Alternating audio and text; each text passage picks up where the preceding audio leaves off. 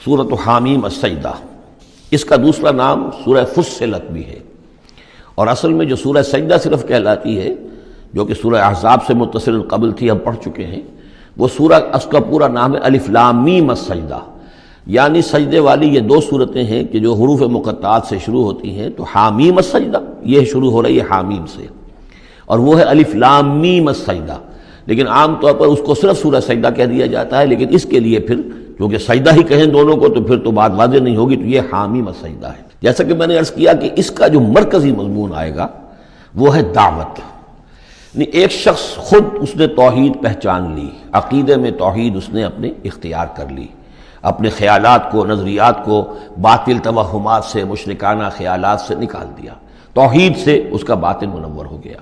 اب اس کا پورا وجود بھی اللہ کے سامنے جھک گیا، اس کی بندگی یا تو ہمتاً اللہ کا بندہ ہے، اور اگر کسی باطل نظام کے تحت رہ رہا ہے اور پوری زندگی اللہ کی بندگی اس کے لیے ممکن ہی نہیں ہے، تو اس نظام کے خلاف جد و جہد کے اندر وہ اپنی توانائیاں کھپا رہا ہے۔ دو ہی شکلیں ہو سکتی ہیں، یا تو یہ کہ نظام حق جو ہے غالب ہے، تب تو بڑی سہولت ہے، آپ آسانی کے ساتھ اس نظام کے تحت رہتے ہوئے آپ کا پورا وجود، آپ کا پورا زندگی کا پورا نقشہ جو ہے انفرادی اور اجتماعی پورا کا پورا اللہ کے دین کے نیچے آ گیا۔ خلافت راشدہ میں کیا شکل تھی؟ یہی تو تھی۔ اب نہیں ہے، باطل غالب ہے، تو اب آپ اللہ کی بندگی کتنی کر سکیں گے؟ 5%، 10%، 15%، اور کتنی کریں گے؟ اس سے آگے تو پورے ملک کے اوپر جو ہے کفر کا غلبہ ہے، کفر کا نظام ہے، یہ ساری چیزیں تو ہیں، تو آپ بھی تو اس ملک کا حصہ ہیں، اس قوم کے ایک فرد ہیں۔ تو اب اس کا کفارہ کیا ہوگا کہ اس معاشرے کے اندر آدمی رہے انڈر پروٹیسٹ، اس کو ذہناً کبھی ریکنسائل نہ کرے، کبھی تسلیم نہ کرے دل میں، اور زندگی میں سے، اپنی قوتوں میں سے، اپنی صلاحیت میں سے، اپنے اوقات میں سے کم حصہ اپنے لیے اور اپنے اہل و عیال کے لیے رکھے، جو سبسسٹنس لیول کا ہو، اور باقی پورا لگا دے اس نظام کو ختم کرنے کے لیے کہ اس باطل نظام کو جڑ سے اکھیڑ کر پھینکوں اور اللہ کے دین کو قائم کروں۔ یہ کفارہ ہو جائے گا۔ جس شخص نے یہ کام کر لیا، اب اسے کیا کام کرنا ہوگا؟ اب اسے لوگ تلاش کرنے ہوں گے۔ باطل نظام کو اکھاڑ پھینکنا کوئی آسان کام تو نہیں، ایک آدمی تو نہیں کر سکتا، اکیلا چنا تو بھاڑ نہیں پھوڑ سکتا، اس کے لیے جمعیت چاہیے، جماعت چاہیے، پوری ایک قوت چاہیے۔ وہ قوت کیسے آئے گی؟ جس شخص نے یہ شروع کیا تھا اب وہ دوسروں کو بھی دعوت دے۔ تو دعوت اللہ، یہ در حقیقت مرکزی مضمون ہے سورہ حامیم السجدہ کا۔ توحید انفرادی سطح پر سورہ زمر اور سورہ مومن کے اندر پوری ہو گئی، انفرادی سطح پر توحید فی العبادت، توحید فی الدعا، اور دونوں مخلصین لہ الدین کی شرائط کے ساتھ۔ اب یہ دعوت کا ہے، لیکن دعوت میں چونکہ دعوت کا ذریعہ، اس کا آرگن کیا ہے؟ اعلی دعوت کیا ہے؟ قرآن مجید۔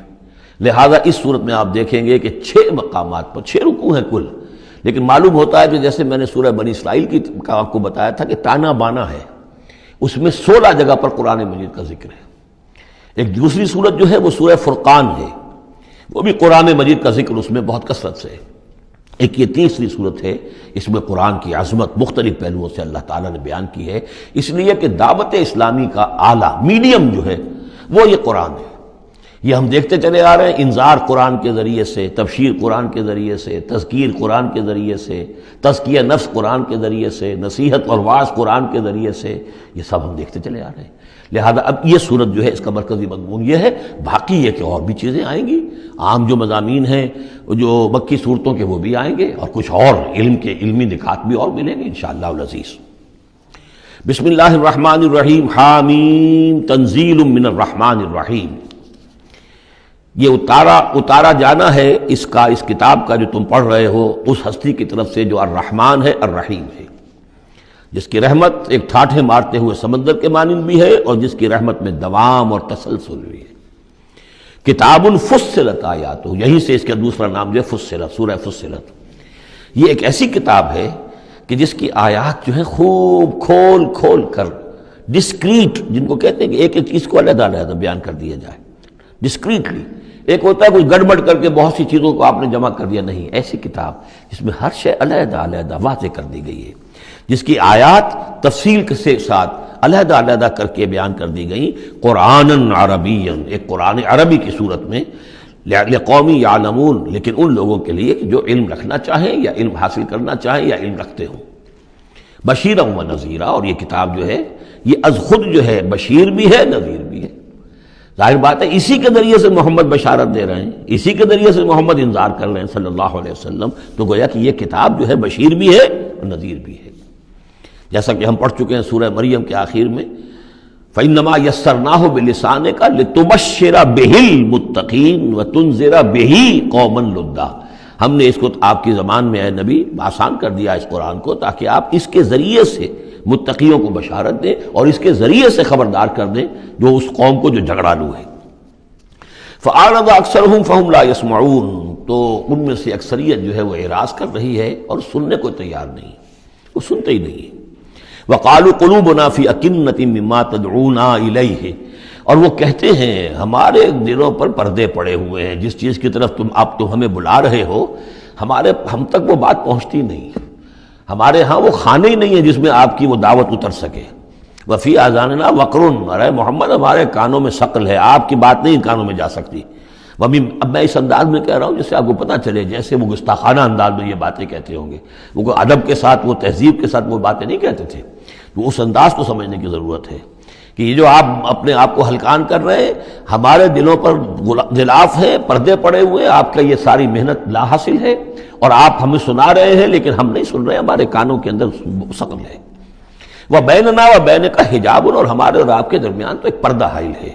فَعَمَلْ إِنَّنَا عَامِلُونَ، یہ گویا کہ ان کی طرف سے چیلنج ہے، تو اے محمد تم بھی اپنا کام کرو، محنت کرو، کوشش کرو، زور لگا لو، تو ہم بھی زور لگا رہے ہیں، ہم تمہاری اس دعوت کو چلنے نہیں دیں گے۔ قُلْ إِنَّمَا أَنَا بَشَرٌ مِثْلُكُمْ، اب دیکھیے ادھر سے کیا ایروگنس ہے، کس طرح کا انداز ہے، اور یہاں حضور کیا فرما رہے ہیں، کہہ دیجئے میں تو بس ایک انسان ہوں تمہاری طرح کا، میں نے کوئی اور دعویٰ نہیں کیا، نہ خدائی کا دعویٰ کیا، نہ فرشتہ ہونے کا دعویٰ کیا۔ ہاں یہ ضرور ہے کہ یوحیٰ الیہ، اب میں کیسے انکار کر دوں، مجھ پر وحی آئی ہے، وحی کی جا رہی ہے مجھ پر، انما الہکم الہ واحد، کہ تمہارا الہ معبود ایک ہی ہے، ایک ہی اللہ۔ ان صورتوں کا چونکہ مرکزی مضمون یہ ہے توحید، لہذا آپ دیکھ رہے ہیں کہ شروع کے اندر اس کو نمایاں کیا جا رہا ہے۔ فاستقیموا الیہ، تو بس اسی کی طرف سیدھے رکھو اپنے رخ کو، واستغفروہ، اور اس سے استغفار کرو، جو خطائیں پہلے ہوئی ہیں، جو غلطیاں ہوئی ہیں، جو غفلت میں زندگی گزری ہے، جو شرک کے اندر اور کفر میں رہے ہو۔ وویل للمشرکین، اور یقیناً بڑی تباہی اور ہلاکت ہوگی مشرکین کے لیے۔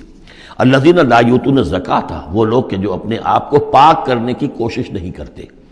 یؤتون الزکاۃ اگر مدنی صورت میں آئے گا تو زکوٰۃ ادا نہیں کرتے، یہ ہم کہیں گے والذین لا یؤتون الزکاۃ، لیکن یہ زکوٰۃ ایک نظام کی شکل میں تو جا کر مدینے میں آئی ہے، اس کا وہ نظام مکے میں تھا ہی نہیں، تو یہاں پر یہ اپنے لغوی معنی میں آئے گا، زکوٰۃ پاکیزگی، جو کوشش نہیں کرتے اپنے آپ سے تزکیہ نفس کا۔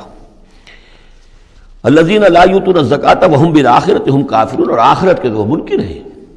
ان الذین آمنوا وعملوا الصالحات لهم اجر غیر ممنون، وہی سائملٹینیس کنٹراسٹ والا اسلوب، جب جہنمیوں کا ذکر آیا ہے، کافروں کا آیا ہے، بے شک وہ لوگ جو ایمان لائے اور جنہوں نے نیک عمل کیے ان کے لیے اجر ہے غیر ممنون، جو جس کا سلسلہ کبھی منقطع نہیں ہوگا، دائمی اجر ہے۔